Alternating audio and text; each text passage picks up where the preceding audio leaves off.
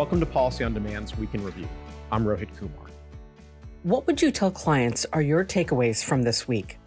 So my key takeaway from this week is the sort of renewed optimism around a sort of revamped, revised reconciliation bill, keying off the comments of Senator Manchin from Davos earlier this week, where he sort of expressed a willingness to find some common ground, maybe on healthcare and an energy title. But of course, he continues to want tax increases that are in excess of the spending so that the bill net reduces the deficit. And that, I think, will continue to be a challenge for his colleagues. Which question related to policy did you get asked the most, and how did you respond? So the question I got asked the most this week is, again, keying off Senator Manchin's comments, where he suggested that he would, propose or be in favor of a bill that raised $1 trillion of revenue. And so, of course, naturally, folks want to know, where's that $1 trillion coming from?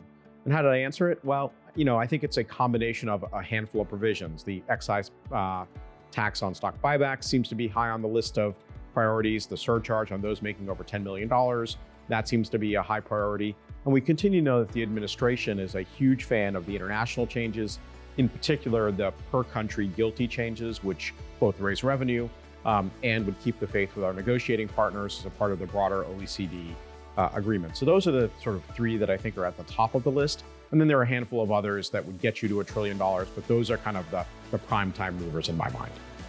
Where should companies focus their attention in the coming week? I think in the coming weeks, the key thing to pay attention to will be, is there a sort of framework agreement that Senator Manchin, Senator Schumer, and the rest of congressional Democrats can sign off on? And the one person that's gotten a lot less attention that I think bears worth paying some attention to is Senator Sinema from Arizona.